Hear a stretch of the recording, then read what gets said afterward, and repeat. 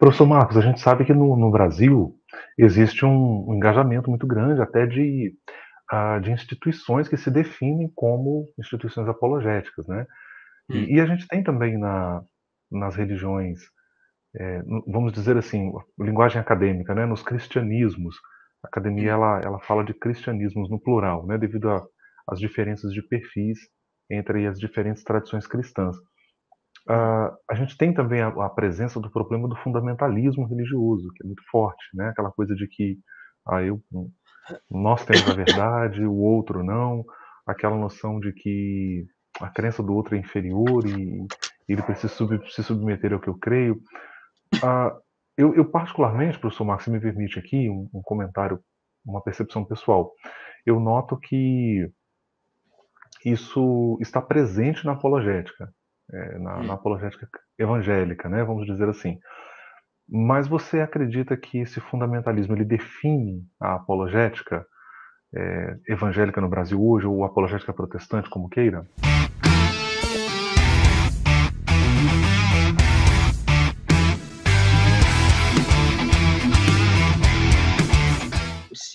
Entendo. Se essa apologética que estão se desenvolvendo, ela é fundamentalista, é?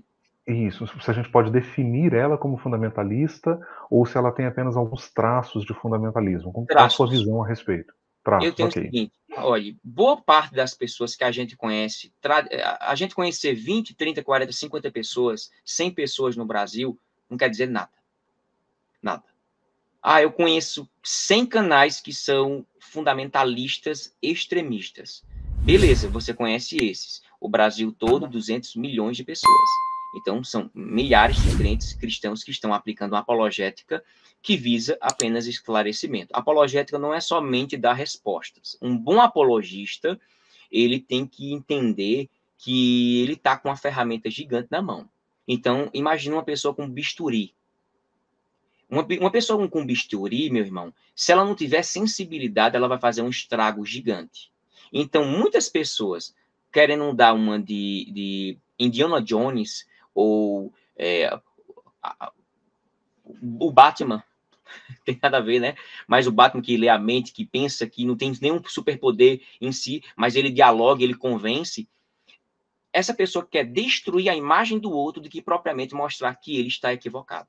Então, o fundamentalismo dessas pessoas está no sentido de eu quero desmascarar fulano. Não, não é isso.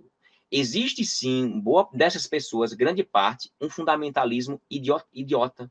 Muitos estão enfatizando apenas, meu irmão, os erros de A, B ou C, os efeitos, a defesa sanguínea, o desprezo pelo herege, e não somente pela heresia. Nós temos que olhar pela a perspectiva da heresia e não do herege. Eu não sou contra o praticante, eu sou contra a prática. Ah, ele é homossexual, ele é não sei o quê. Cara, você tem que tratar, não é a questão do homossexual, mas da homossexualidade. A prática homossexual, não vamos fazer correr o Judas, né? Aqui chamava correr o Judas, de pegar fulano e dizer assim, é o maldito, filho do cão, de Satanás. Não é assim, meu irmão, olha, tem que tratar ele como uma pessoa que precisa, que necessita, tem que tratar com amor, com segurança. Há muita inflexibilidade e dureza doentio de muitos apologistas aí que estão com bisturi na mão, fazendo um estrago gigante, não estão tendo misericórdia, não estão tendo amor, não estão tendo compaixão. Há uma ausência muito grande do fruto do Espírito Santo. Falta um, um toque assim, olha, será que eu estou sendo misericordioso com ele? Porque Jesus veio para até o mais vil pecador. Eu tenho que olhar para esse mais vil pecador como a pessoa que eu tenho que conquistá-la e não inibi-la. Eu não vou chegar a gente, tu é filho do cão, herege. Calma, eu estou criticando a heresia, não o herege. As pessoas têm que entender que é a ideia, nós estamos no campo da ideia. Apologética é ideia, é pensamento. Não é pessoa, não é atacar pessoas, é atacar ou, pelo menos, analisar o contexto em que ela está inserida e entender. O fundamentalismo, nesse quesito de ser agressivo com a pessoa, eu sou totalmente contrário. Porém, quero dizer, contudo, ao irmão, a quem está ouvindo aí, o termo fundamentalismo, no começo do século XX, ele foi utilizado por protestantes norte-americanos para distinguir dos cristãos que eram considerados liberais. Eles estariam, de certa forma, deturpando, estavam distorcendo a doutrina cristã ao absorver uma parte e eliminar a outra. Então, o objetivo deles era distinguir o que era o fundamentalista. Todo aquele que estava preservando a palavra, os valores da palavra. E os liberais eram aqueles que estavam deturpando a palavra com a modernidade. Então, eu sou, nesse quesito, fundamentalista, de preservar, de ter uma fundamentação, de conservar a palavra de Deus. E então eu não sou um fundamentalista num quesito, num sentido pejorativo, entendeu? Como se fosse assim, eita, vamos botar torando aqui. Não, eu sou conservador sem cogitar, mas eu sei respeitar o herege, eu sei respeitar o pensamento contrário. Eu não vou atacar pessoas, eu vou apenas esclarecer que o meu ponto de vista aparentemente está certo, correto, eu sigo ele, eu acho que ele é certo, e eu queria dialogar com você, para ver sua visão, porque normalmente os extremistas não escutam o outro, eles não estão nem preocupados com escutar, eles já estão preocupados em detonar o outro, e não chegar e dizer assim, eu quero te ouvir, porque Sim. apologética não é só a resposta não, irmão, é também fazer perguntas. Um bom apologista não é aquele que sabe dar respostas. Apologética tem a ver com pergunta. Um bom apologeta, ele vai saber fazer perguntas boas, porque no levantamento das perguntas para a pessoa que está do outro lado, ela possa analisar e dizer, rapaz, ele não precisou nem responder, ele já me fez enxergar. Ele me fez enxergar que eu estou equivocado. Então, boas perguntas podem sim levar quem está me questionando do que eu estou seguindo, fazer com que ele se contente e dizer, rapaz, eu sei que tu está certo mesmo, tu estás nesse caminho. Agora, tem que ter amor. Apologética é amor, é para glorificar a Deus, meu irmão. Se não for para glorificar a Deus, vai só estar no pessoal, na híbrise humana.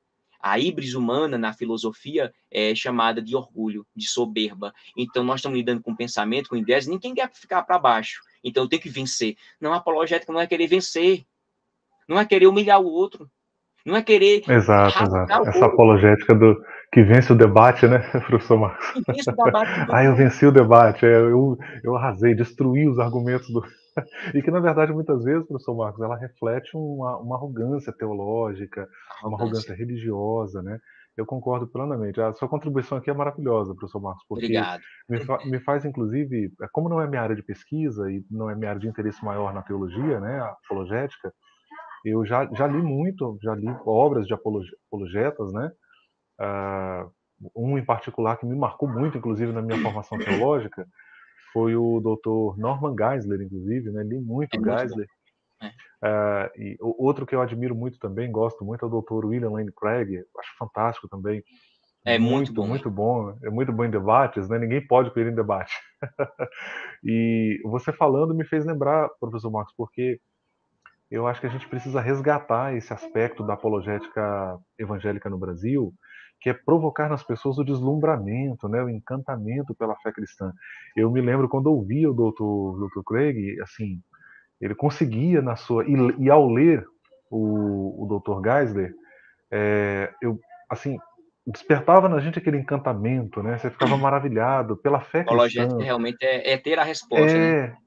Eu acho que esse encantamento que a apologética ela pode provocar nas pessoas é muito mais persuasivo, vamos dizer assim, do que a prática de vencer o argumento do outro, né? E aí, professor Marcos, para a gente fechar, né? Esse aqui é assunto para a gente ficar a noite toda, mas... Pois não, Deixa eu dar professor, uma pois página não. nesse ponto aqui. E como você falou, infelizmente, uma pontuação bem interessante vem na minha cabeça aqui. Infelizmente, a apologética cristã, boa parte dela, que de quem está usando, na verdade, está tirando a possibilidade das pessoas verem o verdadeiro brilho, encanto do evangelho. Ela está inibindo, ela está impossibilitando. Então, novamente, eu trago a ideia aqui do respeito, do amor, da compaixão, da misericórdia. E nada por força ou por violência verbal. É claro, meu irmão, minha irmã que está vendo aqui, você está nos vendo aqui, de que eu não posso abrir mão do que eu creio. E nós sabemos que quando lidamos com com o que eu falei aqui, com o pensamento. Muitas pessoas, como o irmão falou aí, vai querer estar no auge, eu quero vencer, eu não posso perder, eu não posso ficar por baixo. Isso é fato, mas uma apologética que escuta, que respeita e sabe equilibradamente se comportar, irá atrair mais do que distanciar.